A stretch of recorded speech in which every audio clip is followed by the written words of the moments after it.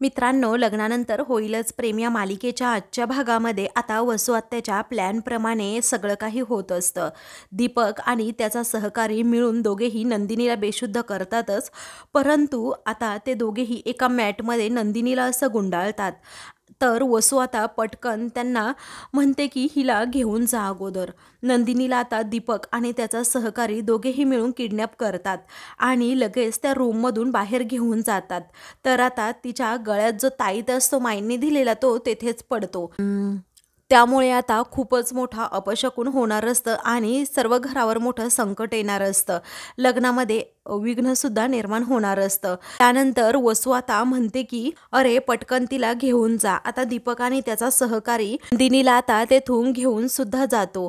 तर वसू आता तेथेच उभी असते. तेवढ्यातच काव्य आता तेथे येते आणि म्हणते की नंदिनी ताई कुठे आहे असं म्हणून तिला धक्का बसतो, कारण नंदिनी तेथे नसतेच. नंदिनीला इकडे तिकडे पाहू लागते, परंतु नंदिनी तेथे नसतेच. त्यामुळे तिची भीती अजूनच वाढते. इकडे आता गुरुजी म्हणतात, अरे चला नवरी मुलीला पटकन घेऊन या. त्यावेळी आता सर्वजण हो असं म्हणतात. तर आता आजी म्हणतात, नंदिनीचं काय चाललंय ना कळतच नाही. म्हणजे हळदीला सुद्धा ती उशिरा झाली आणि त्याचबरोबर आता लग्नासाठी सुद्धा उशिराच येते. दीपक हा सर्वांसमोरच नंदिनीला तेथून घेऊन जातो, परंतु कुणाला काही कळत नाही, कारण नंदिनीला आता मॅटमध्ये गुंडाळलेलं असतं. आजी म्हणतात की दौलत, अरे तू जा रे बाळा आणि घेऊन ये नंदिनीला.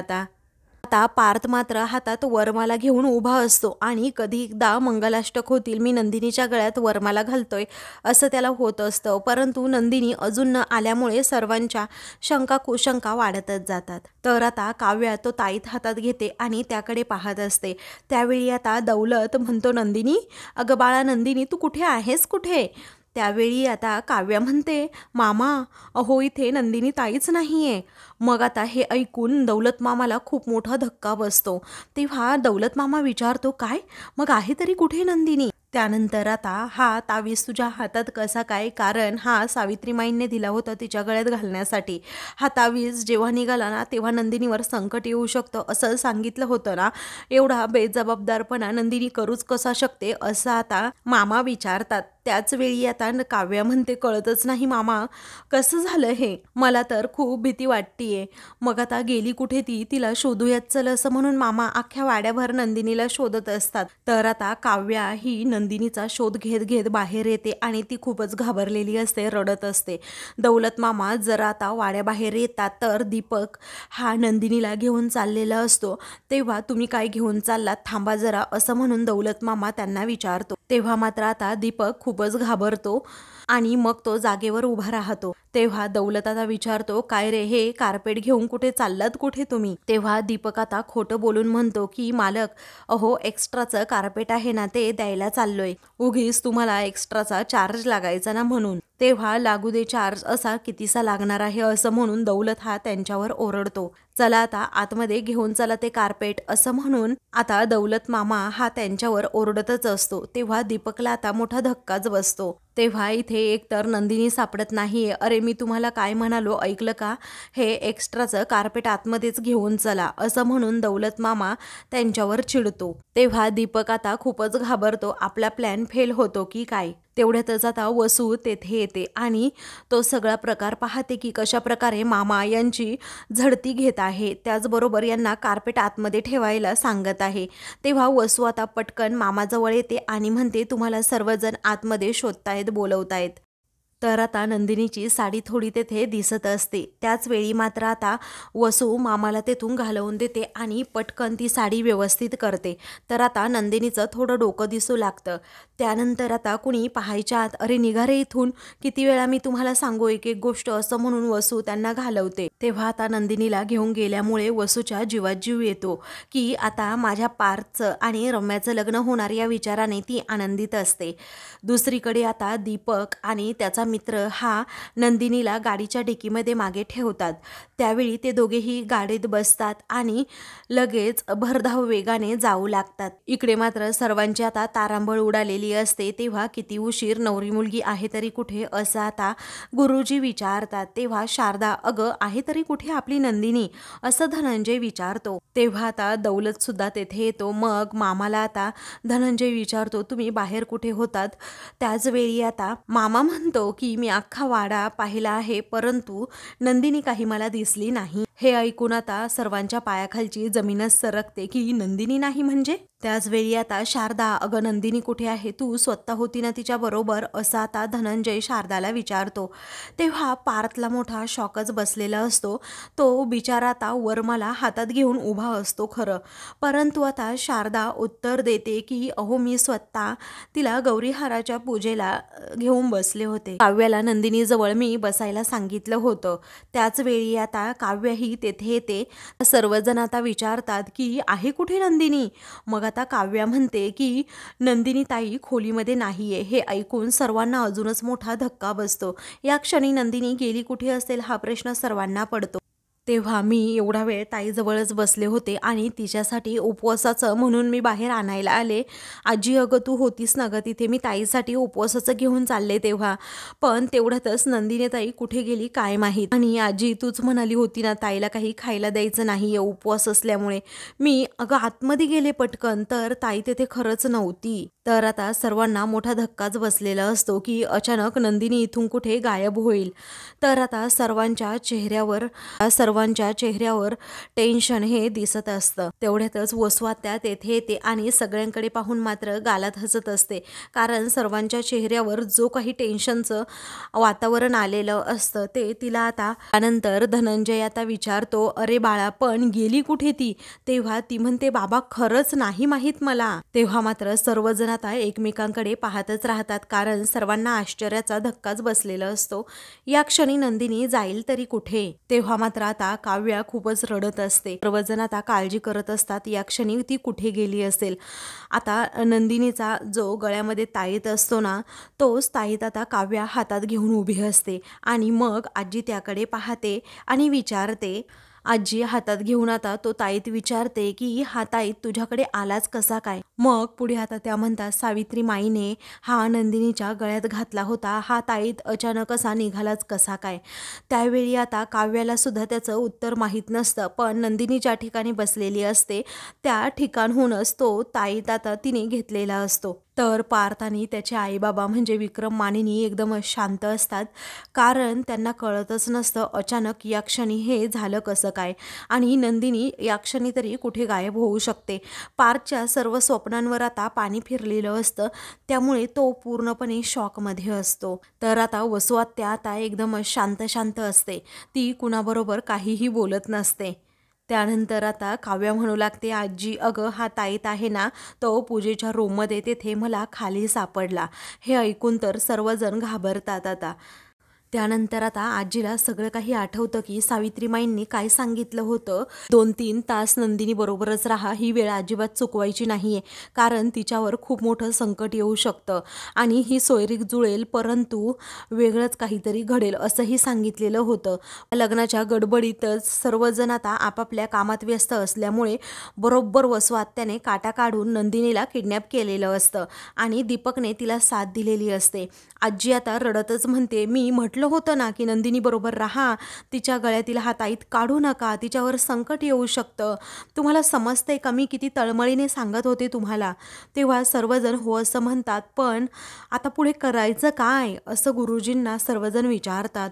तेव्हा आता गुरुजी म्हणतात, हे पहा 1 तासानंतर पुन्हा मुहूर्त आहे, या जोडप्यासाठी तो अनुकूल आहे आणि 1 तासानंतरचा मुहूर्त पुन्हा नाही आहे, तर या जोडप्यासाठी तो अनुकूल सुद्धा नसणार नाही, असं म्हणून आता गुरुजी जे काही सत्य आहे ते सांगतात.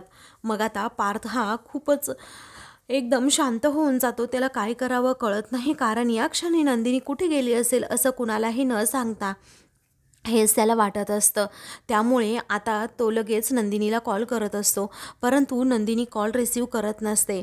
तेव्हा आजी आता सर्वांनाच सांगते की अरे जा बाळांनो आणि नंदिनीला शोधून आणा आता. म्हणून सर्वांना ती नंदिनीला शोधायला सांगते. सर्वजण आता अख्ख्या वाड्याभर नंदिनीला शोधायला निघतात. तर आता पार्थ खूपच टेन्शनमध्ये येतो. मानिनीसुद्धा, धनंजय, विक्रम, शारदा हे सुद्धा. कारण आपली लेकच लग्नातून कुठे गेली असेल अशी खरं तर माहीतच नसतं. त्यानंतर वसू आत्या मात्र आता हसत असते. तर दुसरीकडे आता नंदिनीला ते दीपक आणि सँडी दोघेही घेऊन चाललेले असतात. भरधाव वेगाने आता त्यांची गाडी चाललेली पुढे असते. त्याच वेळी आता पुढे जात असताना त्यांना समजतं की समोर तर पोलीस आहे आणि प्रत्येक गाडीची ते चौकशी करतायत. म्हणजे गाडी थांबवून गाडीमध्ये नक्की काय आहे हे चेक करतायत. तेव्हा आता पोलीस हे सगळं काही चेक करतायत हे पाहून सँडी खूपच घाबरतो. तो आता म्हणतो, दीपक अरे बघ ना पुढे काय चाललंय. तेव्हा आता काय चाललंय काय असं दीपक विचारतो. तेव्हा पोलीस गाडी चेक करतायत आणि जर त्यांना इथे नंदिनी सापडली तर मग काय करायचं, काय सांगायचं. त्यावेळी आता दीपक म्हणतो की शिट, काय करायचं काय आता मग.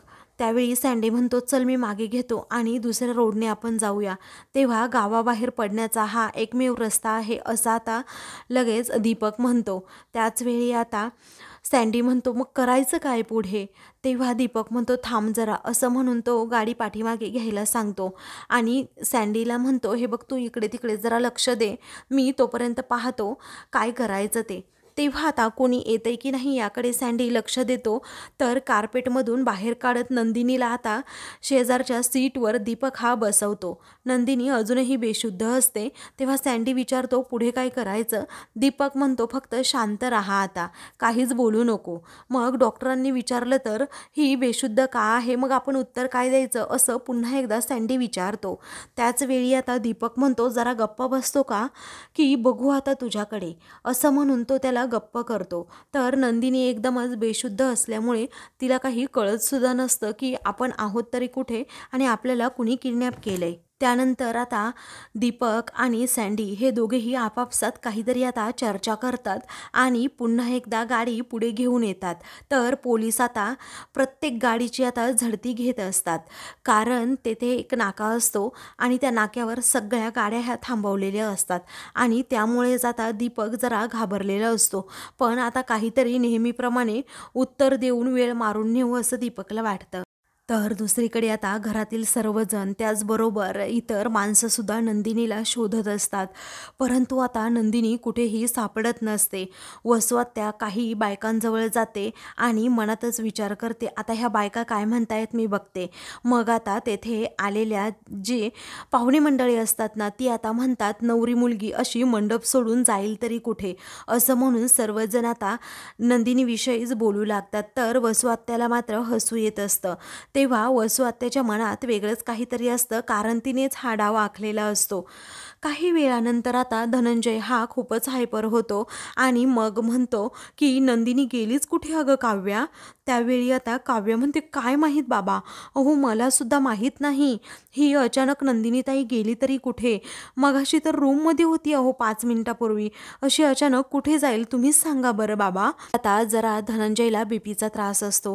तेव्हा त्याला बीपीचा त्रास आता असल्यामुळे तो खूपच हायपर होतो आणि त्याला खूप टेन्शन आलेलं असतं की आपली मुलगी अशी लग्न मंडप सोडून कुठे गेली असेल, भर मांडवातून कुठे गेली असेल. तेव्हा आता सर्वजण त्याला शांत राहायला सांगतात.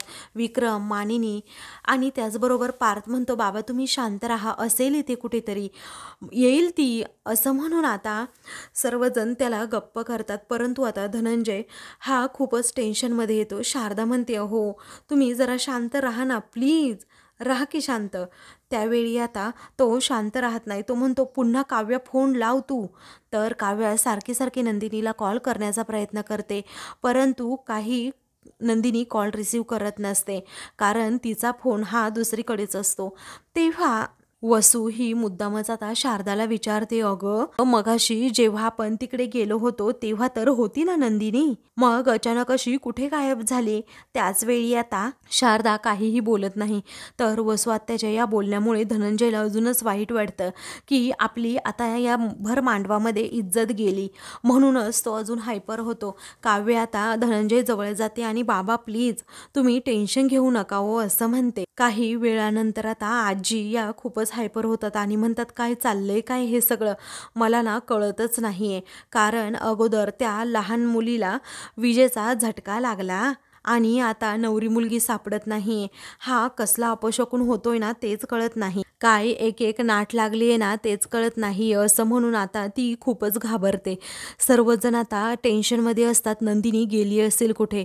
तर आता पार्थच्या चेहऱ्यावरचा रंगच पूर्णपणे उतरलेला असतो. कारण पार्थ एवढा छान तयार झालेला असतो तेच नंदिनीसाठी, आणि नंदिनीच मांडवात नाही हे पाहून आता तोही जरा टेन्शनमध्येच असतो की आयत्या वेळी गेली तरी असेल कुठेही.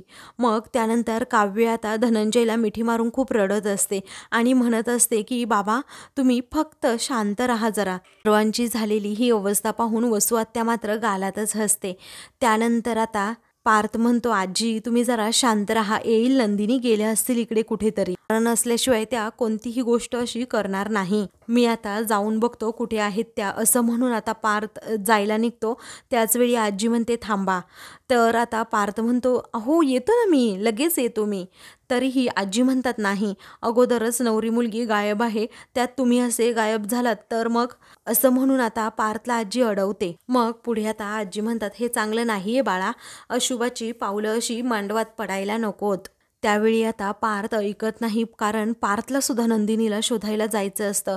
ती या क्षणी गेलीच कुठे असेल हा प्रश्न त्यालाही पडलेला असतो. कारण पार्थ बरोबर तिचं तसं काही बोलणं सुद्धा झालेलं नसतं. म्हणूनच हा पार्थ आता खूप टेन्शनमध्ये असतो. सर्वांनाच आता नंदिनीची काळजी लागलेली असते. तेव्हा मानिनी पण आता पार्थला समजावते, बाळा अरे आहेत सर्वजण, तू नको जाऊ, आजी म्हणतायत ना ते ऐक जरा, आम्ही सर्वजण आहोत, येईल नंदिनी, यावर विश्वास ठेव तू. तर आता पार्थला सुद्धा नाईलाजाने थांबावं लागतं, कारण तो आता एकदमच शॉकमध्ये असतो. पुढे आता धनंजय हा खूप रडत असतो. तर काव्य आता त्याला शांत करण्याच्या प्रयत्नात असते. तेव्हा शारदा सुद्धा खूपच रडू लागते, कारण तिला तिच्या आता नवऱ्याची ही अवस्था पाहवत नसते. कारण पूर्ण लग्नामध्ये तो एकटाच बिचारा पूर्णपणे कोलमडून गेलेला असतो. त्याच वेळी आता त्यांना बीपीचा त्रास असल्यामुळे काव्या आणि घरातील सर्वजण त्यांची काळजी घेत असतात की बाबा प्लीज हायपर व्हायचं नाही, असं येईल आपली नंदिनी ताई, तुम्हाला माहीत आहे ना ती अशी कधीही वेडवाकडं वागणार नाही. त्याच वेळी आता गुरुजी म्हणतात, हे पहा घटिका जवळ येत चालली आहे, तुम्ही शोधा अगोदर नंदिनीला. तर आता वसू म्हणते की मुहूर्त तर मी साधणार आहे, नंदिनीच्या नाही तर माझ्या रम्याच्या लग्नाचा. आता थोड्या वेळातच नंदिनीची असणारी सोयरीक तुटेल आणि पार्थचं तुझ्याशी लग्न होईल. तर आता वसू रम्याच्या आणि पार्थच्या लग्नाची स्वप्न आता रंगवू लागते आणि खूपच खुश असते. नंदिनीला गायब करून तिने हा डाव खरं तर साधलेला असतो. तर दुसरीकडे आता नाकाबंदी खूपच कडक असते, त्यामुळे आता दीपक खूपच घाबरतो. तो पूर्णपणे घामाघूम झालेला असतो आणि सँडीला म्हणतो की खरंच ना पुढे खूप कडक नाकाबंदी आहे, पण नंदिनीला ह्या लग्नाच्या अशा अटायरमध्ये पाहून पोलिसांना नक्कीच डाऊट येऊ शकतो, काय करायचं बरं, असं म्हणून तो आता जरा टेन्शनमध्ये येतो आणि इकडे तिकडे काहीतरी असं कापड शोधू लागतो, जेणेकरून नंदिनीच्या अंगावर टाकलं तर ती आजारी आहे असं वाटेल. तेव्हा काही वेळानंतर त्याला तिथे शॉल सापडते. मग आता तो नंदिनीच्या अंगावरती शॉल टाकतो, जेणेकरून पोलिसांना डाऊट येऊ नये ना यासाठी. मग त्यानंतर आता सँडी पुढे गाडी घे असं आता दीपक म्हणतो. तर आता सँडी हा पुढे गाडी घेतो. त्याचवेळी आता पोलीस हे गाडी थांबवतात आणि सँडीला विचारतात, काय लायसन्स आहे का? मग आता तो म्हणतो, हो आहे ना सर, असं म्हणून तो लायसन्स दाखवतो. त्यावेळी पोलीस त्याच्यावर ओरडत विचारतात, काय लायसन्स दाखवायची गरज नव्हती, मी मागितलं ना तरच दाखवायचं, समजलं? तेव्हा दीपक आता खोकलण्याचं नाटक करतो. मग आता सँडी जरा गप्प बसतो. तेव्हा काच खाली घ्या असं आता पोलीस म्हणतात. त्याचवेळी आता सँडी लगेच हा काच खाली घेतो. तेव्हा दीपक आता खूपच घाबरलेला असतो. त्यानंतर आता नंदिनी त्यांना समोर दिसते तर ती झोपलेली असते. त्याच वेळी आता पोलीस विचारतात की या ताई का झोपल्या आहेत, काही झालंय का यांना, असं दीपकला ते विचारतात. तेव्हा दीपक आता खूपच घाबरतो. मग आता तो आणि सँडी एकाच वेळी काहीतरी बोलणार असतात, पण आता दीपकच पुढे पटकन बोलून जातो की हो यांना सर्दी झालीये. तर सँडी म्हणतो नाही यांना खोकला झालाय, असं म्हणून दोघेही जरा गडबडतात. तेव्हा पोलिसांना जरा वेगळाच डाऊट येतो. त्याचवेळी पोलीस हे नंदिनीकडे पाहतच राहतात आणि दीपक व सँडीकडे सुद्धा. तर ते दोघेही घामाघूमच होतात.